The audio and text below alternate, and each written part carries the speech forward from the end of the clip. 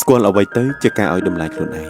ស្គាល់អ្វីទៅជាការឲ្យតម្លៃខ្លួនឯងមានការមិនស្គាល់និងការភ័ន្តច្រឡំជាច្រើនដែលពាក់ព័ន្ធទៅនឹងការបកស្រាយអំពីការឲ្យតម្លៃខ្លួនឯងដូច្នេះហើយមុននឹងចាប់ផ្ដើមយើងត្រូវយល់ឲ្យច្បាស់អំពីគោលដៅដែលយើងត្រូវទៅនៅក្នុងសៀវភៅមួយក្បាលនេះការឲ្យតម្លៃខ្លួនឯងគឺជាទស្សនៈបែបប្រកបនិយមជាក់ស្ដែងនិយមនិងពេញចិត្តនិយមចំពោះខ្លួនឯងយ៉ាងពិតប្រាកដនិយមមានន័យថាយើងកំពុងប្រឈមមុខជាមួយនឹងការពិតជាក់ស្ដែងដោយយល់ហើយស្គាល់ច្បាស់អំពីចំណុចខ្លាំងនិងចំណុចខ្វះខាតរបស់យើងហើយមិនកុហកឬក្លែងបន្លំខ្លួនឯងពេញចិត្តនិយមមានន័យថាយើងតែងតែមានអារម្មណ៍រីករាយចំពោះភាពជាខ្លួនឯងទាំងស្រុងនៅរាល់ពេលដែលយើងមើលមកខ្លួនឯងចូលសាកស្រមៃដល់មិត្តភក្តិម្នាក់ដែលស្គាល់អ្នកនិងស្រឡាញ់អ្នកយ៉ាងពិតប្រាកដមិត្តភក្តិដែលមើលឃើញចំណុចល្អនិងចំណុចអាក្រក់របស់អ្នកប៉ុន្តែពួកគេនៅតែផ្ដោតតម្លៃនិងខ្វល់ខ្វាយចំពោះអ្នកពិតប្រាកដនោះហើយគឺជាអ្វីដែលធ្វើឲ្យអ្នកមានអារម្មណ៍ថាពេញចិត្តនិយមការឲ្យតម្លៃខ្លួនឯងដែលពិតប្រាកដគឺជាការយល់ឃើញថាខ្លួនមានតម្លៃដូចមនុស្សផ្សេងទៀតដោយមិនមានការប្រៀបធៀបឬមើលងាយអ្នកដទៃឡើយលើសពីនេះទៅទៀតយើងមានអារម្មណ៍ថារីករាយនិងមានកិត្តិយសនិងមានសភាពជាខ្លួនឯងដែលកើតចេញអំពីការយល់ដឹងថាយើងមានអ្វីដែលមនុស្សទាំងអស់មានគឺតម្លៃដ៏សំខាន់នៅក្នុងខ្លួនម្យ៉ាងវិញទៀតមនុស្សដែលឲ្យតម្លៃខ្លួនឯងបានយ៉ាងរឹងមាំគឺជាមនុស្សដែលមានការដាក់ខ្លួនពីព្រោះពួកគេដឹងថាខ្លួនក៏មិនល្អឥតខ្ចោះដូចមនុស្សទូទៅដែរពួកគេយល់ថាមនុស្សគ្រប់គ្នានៅបន្តការអភិវឌ្ឍបន្តរីកចម្រើនបន្តការរៀនសូត្រនិងប្រឈមមុខនឹងបញ្ហាផ្សេងៗហើយទាំងអស់គ្នាមានតម្លៃស្មើគ្នាវាគ្មានហេតុផលអ្វីដែលយើងត្រូវក្រអឺតក្រទមឬអំនួតឡើយកុំឲ្យយល់ថាខ្លួនឯងល្អជាងគេពូកែជាងគេឬក៏សំខាន់ជាងអ្នកដទៃច្រើនជាងអ្វីដែលយើងមានការឲ្យតម្លៃខ្លួនឯងគឺមានន័យមិនដូចគ្នាទេទៅនឹងពាក្យថាងប់ងល់នឹងខ្លួនឯងខ្វល់ទៅខ្លួនឯងឬភាពអាត្មានិយមបុគ្គលដែលមានផ្លូវចិត្តរឹងមាំហើយស្គាល់ខ្លួនឯងច្បាស់គឺជាមនុស្សដែលមិនជាប់ជំពាក់នឹងភាពអាត្មានិយមហើយចេះចែករំលែកដល់អ្នកដទៃតែអាចទៅរួចទេអក្រិតជនគឺជាមនុស្សដែលឲ្យតម្លៃខ្លួនឯងខ្ពស់បើគិតត្រឹមថ្នាក់ទ្រឹស្ដីវាអាចទៅរួចទោះបីជាយ៉ាងណាក៏ដោយតាមរយៈការស្រាវជ្រាវថ្មីៗនេះបានរកឃើញថាក្មេងដែលឆាប់ឆេវឆាវនិងជជែករឿងរស់ភាគច្រើនគឺជាក្មេងដែលធ្លាប់ទទួលការរំលោភបំពានដូចជាការមានអារម្មណ៍ថាគេរើសអើងការមានអារម្មណ៍មិនសប្បាយរីករាយនិងមិនទទួលបានការស្រឡាញ់ថ្នាក់ថ្នមគ្រប់គ្រាន់ហើយមិនសូវឲ្យតម្លៃលើខ្លួនឯងទេបើប្រៀបធៀបទៅនឹងក្មេងៗដែលមិនសូវឆេវឆាវដូច្នេះហើយការឲ្យតម្លៃខ្លួនឯងពិតប្រាកដគឺមានអារម្មណ៍ស្ងប់ស្ងាត់និងស្ថិរភាពនៃការពេញចិត្តពីខាងក្នុងដោយមិនពឹងផ្អែកលើការយល់ព្រមឬការយល់ស្របពីអ្នកដទៃឬពីរូបសម្បត្តិខាងក្រៅឡើយការឲ្យតម្លៃខ្លួនឯងគឺមិនមែនជាភាពអំនួតចំពោះខ្លួនឯងឬយល់ថាខ្លួនឯងល្អជាងអ្នកដទៃនោះឡើយទាំងពីរនេះអាចធ្វើឲ្យយើងមានគ្រោះថ្នាក់ទៅវិញទេពិតប្រាកដណាស់ការឲ្យតម្លៃខ្លួនឯងគឺជាធម៌ពលក្នុងខ្លួនដ៏ខ្លាំងមួយដែលជំរុញឲ្យយើងប្រឹងប្រែងធ្វើការឲ្យតម្លៃខ្លួនឯងគឺមិនត្រឹមតែសំខាន់នៅក្នុងវប្បធម៌លោកខាងលិចប៉ុណ្ណោះទេប៉ុន្តែវាសំខាន់សម្រាប់សង្គមផ្សេងៗជុំវិញពិភពលោកផងដែរតាមរយៈការសិក្សាស្រាវជ្រាវជាច្រើនបានបង្ហាញថាការឲ្យតម្លៃខ្លួនឯងគឺជាទំនាក់ទំនងជាមួយនឹងសុខភាពផ្លូវចិត្តនិងសេចក្តីសុខរបស់មនុស្សពេញវ័យនៅក្នុងវប្បធម៌ចម្រុះជាច្រើនរួមទាំងវប្បធម៌អាស៊ីនិងសង្គមមជ្ឈិមបូព៌ាអត្ថបទដកស្រង់ពីសៀវភៅកសាងតម្លៃក្នុងខ្លួនជាមួយវិធីសាមញ្ញ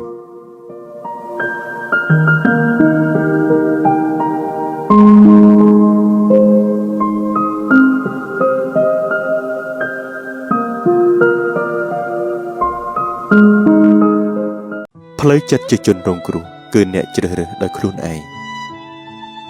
មនុស្សទូទៅពេលជួបបញ្ហាភាគច្រើនគឺគិតដល់រឿងខ្ញុំគួរឲ្យអាណិតណាស់ពិភពលោកនេះវាអយុត្តិធម៌សម្រាប់ខ្ញុំណាស់ប៉ុន្តែលើជឿបាននិយាយថាបើចិត្តកាន់តែប្រកាន់ខ្ជាប់ផ្លូវដើរគឺកាន់តែចង្អៀតការពីតូចដោយសារតែយើងត្រូវបានមើលរំលងឬរងការស្ដីបន្ទោសផ្លូវចិត្តងាយនឹងចងចាំថាគ្មានអ្នកណាស្រឡាញ់ខ្ញុំទេគេតែងតែធ្វើបាបខ្ញុំអារម្មណ៍នោះនឹងតាមអ្នករហូតមកដល់ធំដូច្នេះនៅពេលដែលអ្នកជួបបញ្ហាប្រតិកម្មដំបូងរបស់អ្នកមិនមែនទៅដោះស្រាយបញ្ហាទេប៉ុន្តែគឺការប្រុងប្រយ័ត្ននិងស្ដីបន្ទោសគេយូរទៅវាប្រៀបដូចជាការធ្លាក់ចុះក្នុងអន្ទាក់ឲ្យតម្លៃខ្លួនឯងទាបយល់ថាខ្លួនឯងគឺជាជនរងគ្រោះរុញច្រានទំនួលខុសត្រូវចោលជ្រើសរើសយកការពារខ្លួនឯងដើម្បីបញ្ជាក់ថាខ្ញុំគឺគួរឲ្យអាណិតមានមិត្តម្នាក់គឺបែបនេះឯងកាលពីតូចត្រូវបានឪពុកម្ដាយអប់រំបែបដាក់សម្ពាធធ្វើអ្វីក៏នៅតែមិនល្អមិនពេញចិត្តឯងធ្វើមិនទាន់បានល្អទេពេលចេញធ្វើការគ្រាន់តែប្រធានគេណែនាំប្រាប់ឲ្យល្អក៏គិតថាគេវាប្រហារលើខ្លួនយូរទៅមិត្តភក្តិក្បែរខ្លួនគេចាប់ផ្ដើមឃ្លាតឆ្ងាយអស់ឱកាសក៏កាន់តែតិចក្រោយមកគឺដូចជាការគិតរបស់គាត់អញ្ចឹងត្រូវបានគេ skip ចោលឯកោ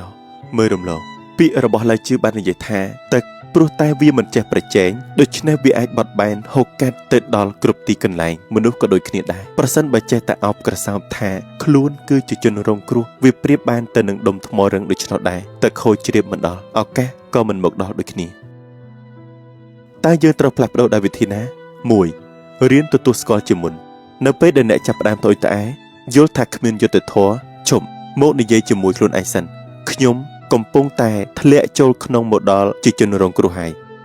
2បដូរប្រធានបទគុំសួរថាហេតុអ្វីបានជារូបខ្ញុំបដូរសំណួរជាតើខ្ញុំអាចធ្វើអ្វីបានដើម្បីឲ្យរឿងហេតុមានភាពប្រសើរឡើងវិញខ្លះ3រកសិទ្ធិជាម្ចាស់ទោះបីជាមានត្រឹមតែ 1% ដែលអាចឲ្យអ្នកធ្វើការសម្រេចចិត្តអញ្ចឹងសូមចាប់ផ្ដើមអនុវត្តពី 1% នោះទៅ4អរគុណដល់ការហ្វឹកហាត់ស្វែងរករឿង3យ៉ាងដែលគួរឲ្យយើងអរគុណជារៀងរាល់ថ្ងៃដើម្បីហ្វឹកហាត់ការមើលឃើញភាពសម្បូរបែបរបស់គូក្បាលមិនមែនចេះតែសម្លឹងមើលចំណុចខ្វះខាតមិនលែងនោះទេនេះមិនមែនធ្វើម្ដងក៏អាចកែប្រែទម្លាប់បានទេគឺយើងត្រូវព្យាយាមហ្វឹកហាត់ការគិតរបស់យើងប្រៀបដូចជាការហ្វឹកហាត់សាច់ដុំអីចឹងដែររាល់ការមើលឃើញម្ដងរាល់ការបង្វែរការគិតម្ដងរាល់ការអនុវត្តម្ដងទាំងអស់នេះសុទ្ធតែជាការជួយខ្លួនឯងបង្កើតកម្លាំងចិត្តរបស់អ្នកនៅពេលដែលសំណួររបស់អ្នកត្រូវបានកែប្រែចម្លើយក៏បានកែប្រែដែរនៅពេលដែលផ្លូវចិត្តធូរស្រាលផ្លូវដើរក៏ធំទូលាយដែរ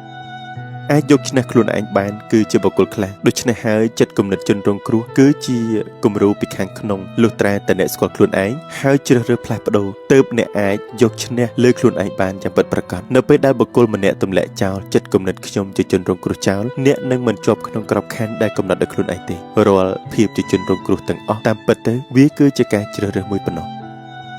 អត្ថបទបកប្រែដោយសុគមទាវអេរីយូសូមអរគុណចំពោះម្ចាស់អត្ថបទដែលបានបកប្រែនៅអត្ថបទដ៏មានតម្លៃនេះសម្រាប់ផ្សាយជាធម្មទានដើម្បីជាប្រយោជន៍ដល់ជនច្រើនសម្រាប់ធ្វើឲ្យជីវិតកាន់តែប្រសើរឡើងអនាគតរបស់បុត្រធីតាយើងច្រើនតែគិតថាអនាគតរបស់បុត្រធីតាយើងគឺស្ថិតនៅលើចំនួនទឹកប្រាក់ដែលយើងបានសន្សំទុកសាលារៀនល្អដែលយើងបានបញ្ជូនពួកគេឲ្យទៅរៀនសូត្រនិងអាជីពល្អដែលយើងស្រមៃចង់ឲ្យពួកគេទទួលបានធ្វើប៉ុន្តែផ្ទុយទៅវិញអនាគតរបស់បុត្រធីតាយើងគឺអាស្រ័យទៅលើដំបូលនៃជំរកមួយដែលយើងកំពុងតែកសាងនាថ្ងៃនេះទេតានៅពេលដែលបុត្រធីតារបស់យើងបានរស់នៅក្នុងសង្គមគ្រួសារមួយប្រកបដោយជម្លោះជេរបញ្ចោលគ្នាមិនចេះជាន់ពីអំពើហិង្សាវាយដំទោសធាអំពើអបាយមុខស្រីស្រាលបាយនោះទោះបីជាយើងមានកេរមរតកច្រើនប៉ុណ្ណាដែលយើងបន្សល់ទុកឲ្យពួកគេក៏វាគង់តែរលាយដោយអំបិលត្រូវទឹកវិញដែរប៉ុន្តែប្រសិនបើពួកគេបានរស់នៅក្នុងសង្គមគ្រួសារមួយពោរពេញទៅដោយសំណាងស្នាមញញឹមការអានការសរសេរការគោរពស្រឡាញ់គ្នានោះប្រាជ្ញាស្មារតីរបស់ពួកគេក៏ភ្លឺស្វាងរៀនសូត្រក៏ពូកែផ្នត់គំនិតក៏ល្អបរិសុទ្ធហើយពួកគេក៏មានភាពសុទិដ្ឋិនិយមនៅក្នុងជីវិតទៅអនាគតដែរសូមចងចាំថាយើងមិនមែនចិញ្ចឹមកូនយើងទេគឺយើងចិញ្ចឹមអនាគតមាតាបិតាអនាគតស្វាមីភរិយាអនាគតមេដឹកនាំប្រទេសតាមរយៈនៃបរិយាកាសរស់នៅនៃសង្គមគ្រួសារដ៏តូចមួយនៃយើងមេតាបិតាចាស់មិនប្រកាសថាបុត្រធីតាទាំងអស់សុទ្ធសឹងតែមើលថែមេតាបិតាចាស់ឡើយព្រោះមានកូនខ្លះក៏នឹកឃើញហើយកូនខ្លះទៀតក៏ភ្លេចដែរបុត្រធីតាខ្លះក៏ដឹងគុណមេតាបិតាចាស់រីខ្លះទៀតក៏គិតថា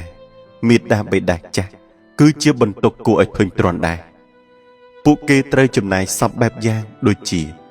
ថ្លៃអាហារថ្លៃពេទ្យថ្លៃសាលារៀនកូនថ្លៃផឹកស៊ីច្រៀងខារ៉ាអូខេជាដើមហើយដូច្នេះហើយ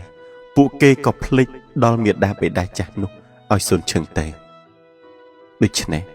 នៅពេលដែលលោកអ្នកនៅក្នុងមុខតំណែង